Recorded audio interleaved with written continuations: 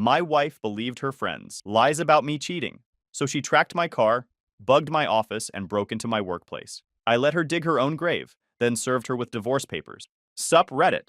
My wife's new friend group ran more surveillance on me than most law enforcement agencies, and somehow I'm the bad guy. This is going to be a long tense, so get your popcorn and strap in. I'm Neil, 33 male. Me and my wife Catherine moved to Columbia, Maryland about 2 years ago because I landed an operations lead gig at a defense contracting firm in Howard County. Supply chain scheduling and delivery logistics for government contracts. Good money, good benefits. We'd been stuck in the same small town in western Pennsylvania for 6 years, and I figured a fresh start might do us both some good. She was on board. We packed up and went. Catherine was the social one between us. Could make friends anywhere. Walk into a room knowing nobody and leave with dinner plans. That was her thing, and I never had a problem with it. Sure enough, within 3 weeks of moving, she had a whole crew. Fitness group near the Merriweather area, brunch spots around the town center, group chats going nonstop. The main one was this woman Courtney. Loud, opinionated, recently divorced, the type who steers every conversation back to herself. Catherine thought she was great. I thought she was a lot, but whatever, not my friend. The first couple months were fine. We were settling in, and Catherine seemed happy. She'd come home from her brunches and tell me about whatever drama was going on in the group, and I'd half listen. Normal married life stuff. But around month 3, something shifted. I chalked it up to the stress of adjusting. New city, no family nearby, me working longer hours than I used to. Told myself she was just getting antsy and it would pass. But it didn't. I started noticing that when I walked in the door, she was already watching me. Not like a hey, welcome home look, more like she was studying me. I'd come in 10 minutes late because the road was backed up, and she'd be standing in the kitchen with her arms crossed, asking me where I was. And when I'd answer, she wouldn't just take it and move on. She'd hold eye contact for a bit too long, like she was waiting for me to slip up. Then the phone thing started. One night I was on the couch scrolling, and I laughed at some meme my buddy sent me. She was across the room and immediately wanted to know who I was texting. I showed her the screen. She looked at it way too long. I asked if she was good, and she said yeah, but with that cold tone. Every time I overheard her on the phone with her crew, they were talking about cheating. Husbands with second phones. Guys with work wives. Some woman at their gym whose husband had apparently been living a whole other life for 3 years. That group collected cheating stories the way some people collect baseball cards, and the message was always the same. Your husband is probably doing it too. You just haven't caught him yet. There were 2 others in the group besides Courtney. Sydney worked in HR at some healthcare company, the quieter one who wouldn't start a fire, but would absolutely hand someone the matches. Bridget was an ER nurse with 3 kids who lived for gossip and would drive 30 minutes across town to deliver it in person. Courtney sold real estate, which meant she had a flexible schedule and way too much free time.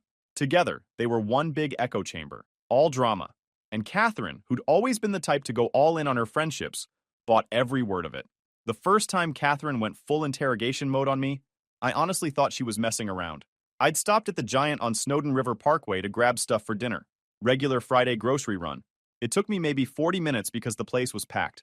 I walk in with 2 bags of groceries, and she's sitting at the kitchen island, phone face down, staring at me like I just crawled through the window at 2 in the morning. She wanted to know why it took so long. I told her the store was busy. She asked which store. I told her. She asked if I ran into anyone. No. Are you sure? Catherine. Yes, I'm sure. What's going on with you? Yeah, nothing. Now I can't ask questions? This became a daily thing. Who I ate lunch with at work? Why did my meeting run 20 minutes over? Why did some woman from her own friend group supposedly spotted me at a coffee shop with a female coworker? I told her my team grabs coffee together most mornings, and yeah, women work on my team. She didn't push back, but she didn't let it go either. And the follow-ups always came at weird times. I'd think a topic was dead, and then 2 days later she'd bring it back up with a new angle. So that coffee shop you were at, is that the one on the corner or the one near the parking garage? Constantly testing me. The thing that got to me was how calm she was about it. And nothing I said was ever good enough. I could have hooked myself up to a lie detector in the middle of the kitchen, and she still would have found a reason to doubt me. Then one night, I'm getting ready for bed, and her phone lights up on the nightstand. The screen was facing me, and I caught a text from Courtney before it went dark. Something along the lines of, "Did you check his car yet? Don't wait too long. They always cover their tracks." I froze. Didn't say anything. Just laid there staring for minutes, running through what was happening to my marriage. Next morning, before I backed out of the driveway, I got down and ran my hand along the underside of the car near the rear wheel well. Part of me was hoping I'd find nothing, but my fingers hit something small, hard, and magnetic. GPS tracker. Cheap little thing you can buy online for like 60 bucks. I sat there in the driveway for a minute, just holding it. When did we get here? I thought about ripping it off and slamming it on the kitchen counter right then, but something told me not to. If she knew I'd found it, she'd just get more careful. So I put it back exactly where it was, took a photo of it with my phone, and drove to work like nothing happened. That afternoon, I called a divorce lawyer, not to file yet, just to understand my options. The lawyer, a woman named Veronica, told me Maryland is an all-party consent state for recording, that the GPS tracking without consent could constitute stalking under state law, and that if I wanted the strongest possible position, I should document everything, avoid tipping her off, and let the pattern build. That's what I did. I started keeping records. Every accusation, every interrogation, every weird question that came out of nowhere. The tracker stayed on my car. I knew it was there, and I let her think she had the upper hand. Every day she watched my movements on her little app. She was building my case for me. For the next 3 weeks, I got my financial house in order, opened a new checking account at a different bank, and started routing a portion of my direct deposit into it. Nothing that would raise a red flag. Pulled copies of all our financial documents. Mortgage, joint accounts, credit cards, car titles, everything stored in a secure folder she couldn't access. I also went through the last 12 months of credit card statements line by line. That's where I found the tracker purchase. She'd bought it off an electronics site 2 weeks before I found it on my car. The charge was buried between a Target run and a gas station fill-up. Screenshotted it. Only after all that was locked down did I pull the tracker off the car and put it on the counter between us. I asked her to explain. She looked at it, looked at me, and without even blinking told me it was for her peace of mind. Said it wasn't a big deal. Said if I had nothing to hide, I shouldn't care. I told her this was a very big deal, that normal people don't track their spouse's car. She actually rolled her eyes at me, told me I was overreacting and to just let her have this one thing so she could relax. I asked her what I had ever done, in our entire time together, that would make her think she needed to do this. I went through it. Never been late without an explanation. Never hidden my phone. Every single suspicion she had came from something one of her friends said about some other guy in some other marriage that had nothing to do with us. She didn't have an answer for that. She just shook her head like I was the one not getting it, and walked away. I watched her and started thinking to myself, this wasn't the woman I married. That's when I realized this wasn't a marriage problem anymore. And I'd already been building the file for weeks. A few days after the tracker confrontation, I pick up my phone in the morning and there's a new app in my drawer. Some location sharing thing I definitely didn't install. She must have grabbed my phone while I was in the shower. She knew my passcode because I'd shared it with her for years. We had nothing to hide from each other. I screenshotted the app, then went into my phone settings and captured the installed apps list, permissions, and location access showing what the app had been granted. Exported all of it to my secure cloud folder. Then I changed my passcode, reset my biometrics, and turned on login alerts for my accounts. Only after all of that was preserved and locked down did I remove the app. I told Catherine it wasn't okay. She didn't even flinch. If you're not doing anything wrong, why does it matter? Same logic as the tracker. Same dead-end argument. I told her trust goes both ways, and she'd been stomping on it for months. She called me manipulative. Said I was trying to make her feel crazy so I could get away with whatever I was doing. Classic reversal. I logged it and moved on. That week I brought up counseling. Told her we needed to talk to somebody because whatever this was, it was getting worse. She shut it down immediately. Said she didn't need a stranger telling her she was wrong for being worried about her marriage. Said counseling was for people who didn't know what the problem was, and she knew exactly what the problem was. Me. I told her fine, but I wanted it on record that I tried. I sat down with Veronica again and walked her through the full timeline. She told me to keep going. Meanwhile, Catherine started showing up at my job. The first time, she walked into the office around lunch with a bag of food, all smiles, saying she was in the area. I work near Fort Meade. Nobody is in the area by accident, but I played it cool, introduced her to a couple people, and ate lunch with her in the break room. Fine. Now here's how visitor access works at my building. You check in at the front desk, get a visitor badge, and someone escorts you. During her legit visits, she only ever had access to the lobby, the break room, and the hallway between them. She didn't get to roam free. But here's the thing about repeated visits. You start picking up on patterns. She saw the layout of the ground floor. She noticed which doors people used. She watched the shift change timing at the side entrance by the loading dock, where a couple guys on the logistics team would prop the door open to take breaks. If you're paying attention, and Catherine was always paying attention, a few escorted visits is all it takes to learn the building's weak spots. 2 days after the first visit, she showed up again. Then again the next week, always at random times. Never a heads up. She'd come in, look around, ask who was in my office that day, who I had meetings with, whether the woman she saw walking down the hall was someone I worked with. One time she pointed at a post-it note on my monitor with a woman's name and number on it. Vendor rep I'd been trying to schedule a shipment review with. Catherine stared at that post-it like it was Exhibit A. Every visit followed the same pattern. Show up cheerful, scan the room, ask questions. Then she'd leave, and I'd get a text 2 hours later asking about something she noticed while she was there. A jacket on a chair that wasn't mine. A coffee cup with a lipstick mark on someone else's desk. But the real one was when she came in on a Thursday and spent 20 minutes chatting up our receptionist, Jasmine. I didn't even know she was in the building until after she'd left. Jasmine pulled me aside the next morning looking uncomfortable. Said my wife had been asking about my daily schedule, who I eat lunch with, and whether I ever stay late with anyone in particular. She'd framed it all real friendly, but Jasmine said the questions kept getting more specific and it felt off. I thanked Jasmine and asked her to do me a favor. If my wife came back again, I wanted her to inform me right away. She agreed. I also asked her to write down what Catherine had asked about while it was still fresh. She did, and I added it to the file. That night I sat Catherine down and told her the drop-in visits were done. That people at my job were noticing, and it was making everyone uncomfortable. She hit me with, "You should be grateful I want to see my husband at work. A good husband would be grateful, and a good wife wouldn't be interrogating the receptionist behind her husband's back." She didn't have a comeback for that one. Just went quiet, stood up, and went to bed without a word. But I knew she wasn't done. Now here's the thing.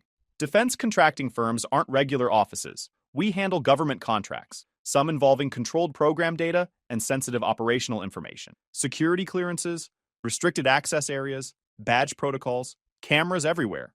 You don't just stroll in and wander around. Security violations, even minor ones, get treated like major incidents. Like I said, during her escorted visits, Catherine never had unsupervised access beyond the lobby and break room, but she'd seen the building's rhythm. She knew about the side door by the loading dock and the shift change habit. That door wasn't supposed to stay propped open, but it did. And Catherine observed everything. So when my boss Keith called me into his office on a Tuesday, and I saw his face, I knew right away something bad had happened. He told me that over the weekend, the security team reviewed footage and flagged an incident. A woman had gotten into the building through that side door during the shift change window. She bypassed the main entrance where visitor check-in happened, went to the second floor, spent about 12 minutes around my office area, and left through the same door. She was wearing a cap and kept her head turned away from the main hallway cameras, but the stairwell camera got her face clean. The second floor where I sit is the admin side. Open office layout, no badge doors. The controlled program areas are deeper in the building behind their own access points. She didn't need to breach a vault to do damage. She just needed to get close enough. My stomach dropped. Keith wasn't done. Security did a sweep of my workspace after they identified the breach and found a small device mounted under my desk. GPS and audio recorder combo. The kind that connects to a phone app so you can listen in remotely. My wife had broken into a defense contractor's facility and planted a surveillance device in my office. I'm not going to pretend I played it cool in that moment. My hands were shaking. I was angry. She could blow up my entire career. Keith leaned forward. "Neil, I need you to understand where this is headed. HR and the security director are already looped in. Legal's involved. They're talking about filing a formal complaint with law enforcement." I took a breath and told him I'd been documenting this behavior for weeks and that I already had a lawyer. He looked surprised, but also relieved. Before I left his office, Keith told me the security team needed to interview me. Standard protocol.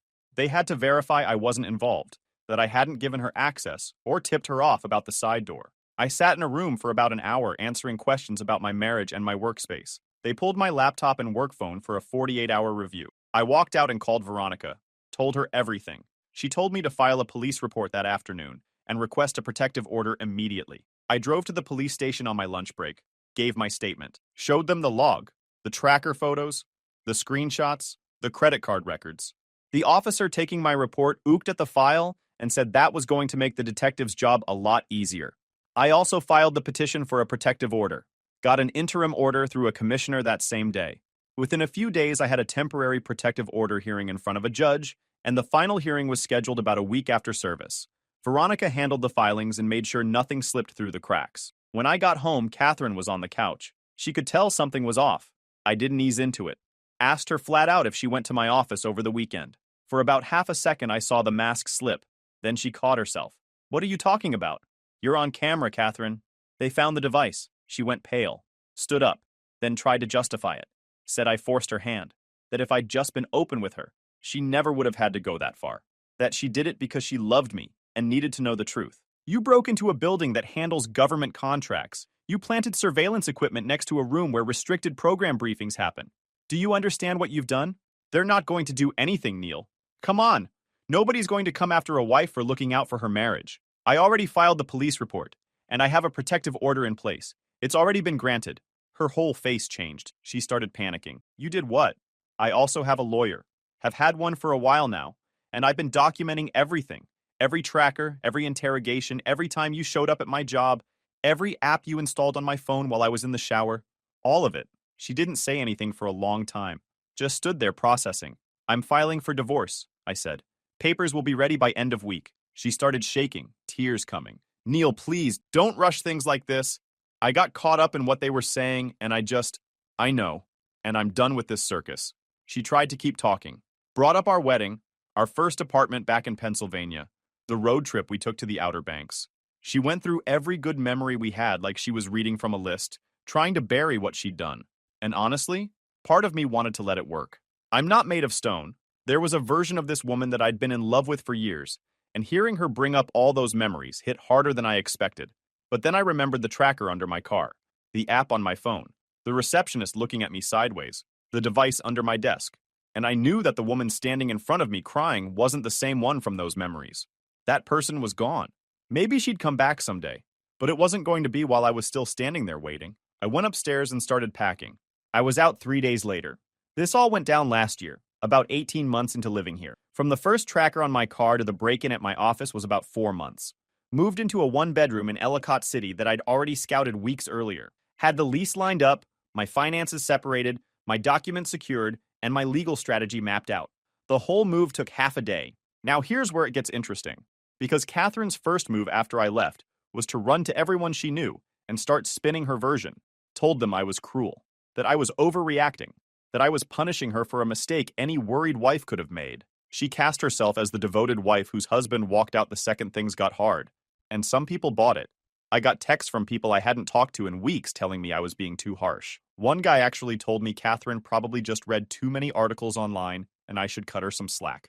Another one, a mutual friend from back in Pennsylvania, sent me a message saying I was ruining her life over something that could have been a conversation. Like I hadn't tried having that conversation 6 different times. A woman from her fitness group sent me a whole paragraph about how marriage takes work and how men need to be more emotionally available. Never met me, didn't know a single thing about the situation, but she felt qualified to weigh in anyway.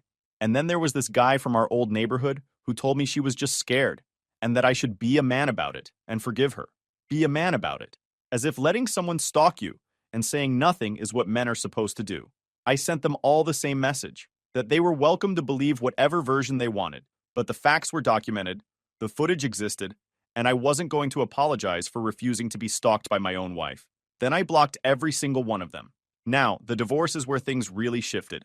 Catherine's mistake was assuming I'd roll over, split everything down the middle, walk away clean just to make it stop. She even told her lawyer she expected a straightforward settlement because, and this is a direct quote from the filing, no children were involved and the finances were relatively straightforward. Veronica came in with receipts. Literally. I filed no fault. Maryland overhauled its divorce framework a couple years back, so you don't need to prove fault just to get divorced anymore. But just because the divorce itself is no fault doesn't mean her conduct disappears from the equation. The stalking, the surveillance, the break-in, the active criminal case, all of that gave us massive leverage in settlement negotiation. It factored into the protective order, into whether alimony was even on the table. And it made her side very motivated to settle quickly before any of this got aired out in open court. First, the relocation. I'd moved us to Maryland for my career, but I'd also covered the moving costs, the security deposit on the house, and the first 3 months of the mortgage solo, while Catherine was still getting settled and not working.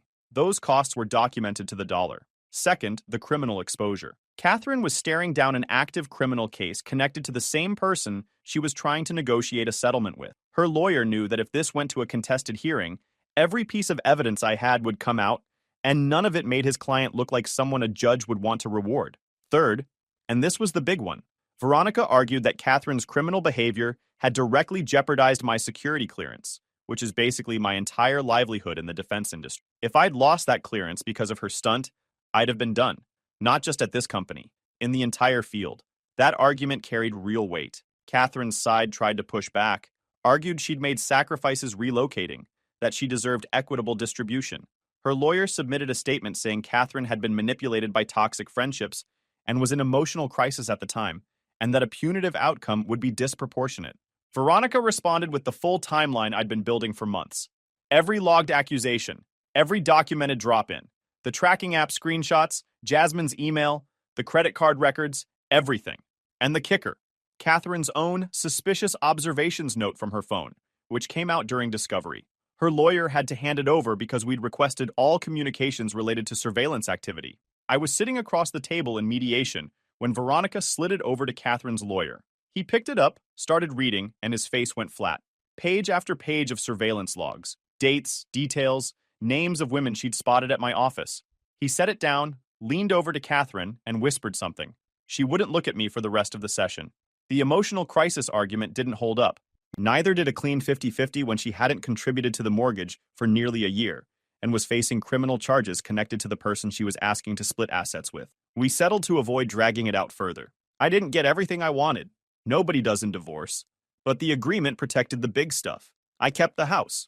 Her share of marital equity was a fixed buyout amount, and it wasn't much given her lack of contribution during the marriage's final stretch. My retirement stayed largely untouched since it was mostly premarital contributions, and no alimony. Between the active criminal case, her conduct, and the fact that she'd chosen not to work for the better part of a year, there was no basis for ongoing support, and her side didn't push it.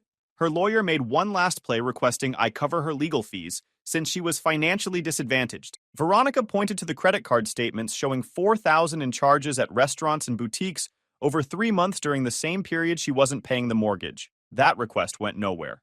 It wasn't about taking everything from her. It was about protecting what I'd built and making sure I wasn't funding the consequences of her own decisions. While the divorce was playing out, the company's case against her was running on a parallel track, and that one was even more brutal. Their legal team laid everything out clean. Security footage, the device, purchase records, visitor logs, camera timestamps, and then the receipts. When the investigators pulled her purchase history, they found she hadn't just bought the one GPS tracker I found on my car. She'd bought 3 separate tracking devices total. The car tracker, the audio GPS combo she planted in my office, and a third one that nobody had accounted for yet. That third one is what got me. After the purchase records came out showing 3 devices, Veronica told me to do a full sweep of everything I owned. Every bag, every jacket, every piece of gear, the car trunk, all of it. I went through it all that night, checking every pocket and lining. Found it in my gym bag, tucked into a small pocket in the lining that I never use. I didn't touch it with my bare hands, put it in a Ziploc bag, and turned it over to the police the next morning as physical evidence tied to the existing case. That one had been active for almost 2 months. I thought about all the times she'd casually ask how the gym was, and now I realized she already knew the answer before I opened my mouth. She was testing whether I'd lie, every single time. The tracking data showed she'd been cross-referencing my gym visits to check whether I was actually going where I said I was going. She'd built an actual spreadsheet matching my movements against what I'd told her my plans were for each day. The amount of time and energy she poured into this was honestly disturbing. Catherine's lawyer tried to frame the whole thing as a marital dispute that got out of hand, argued she was a concerned wife acting out of emotional distress, not a criminal. He even brought up that Courtney's own marriage ended due to infidelity, suggesting Catherine had been primed to see threats that weren't there. Decent angle. But the evidence was too heavy. The company's security director got up and explained what that audio device could have picked up. My office sits right next to a conference room where controlled program briefings happen. If that thing had been running during certain meetings, it could have captured information covered by federal contract security requirements. Device records audio. Audio transmits to a phone app. That data now exists on a personal device with no clearance, outside any protected system. Whether Catherine intended to capture controlled information or not didn't matter. The exposure existed, and in the defense world, that's all it takes. The company didn't view this as a personal thing. They saw it as a breach of their security protocols and contract obligations. Now here's how this side played out. The prosecutor initially pursued charges including illegal interception and recording of communication, planting an audio device and remotely listening in falls under Maryland's wiretap laws, and that's felony territory, up to 5 years and serious fines. Her lawyer fought hard to keep that off the table. In the end, she pled down. Misdemeanor trespassing and stalking, in exchange for probation, community service, and strict no contact and no trespass terms. Even though it landed as a misdemeanor, the exposure had been serious. Maryland stalking carries up to 5 years even as a misdemeanor. The plea deal was designed to avoid far worse outcomes, and even that left her with a permanent record.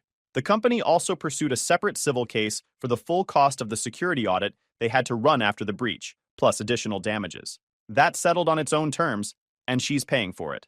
The company issued a formal no trespass order, and my protective order covered the workplace as a named location. The case got continued once because her lawyer asked for more time, which dragged the whole thing out another 6 weeks. The company pushed hard for the full judgment on the record to set a precedent. Catherine was the example. And the friends? That crew who started the whole thing? Scattered. Every single one. Courtney, the ringleader, ghosted her the second the legal stuff got real. Turns out Courtney was the one who sent Catherine the link to the specific GPS tracker. She sent it in their group chat with instructions on how to install it without getting caught. When the heat came, Courtney deleted the whole chat and blocked Catherine's number. What she didn't know was that Catherine had already forwarded several of those conversations to her own email months earlier, back when she was building her case against me. Those messages showed Courtney coaching Catherine on where to hide the tracker and telling her to check my office because that's where they always slip up. Catherine's lawyer turned them over during discovery, trying to prove outside influence as a mitigating factor. Backfired.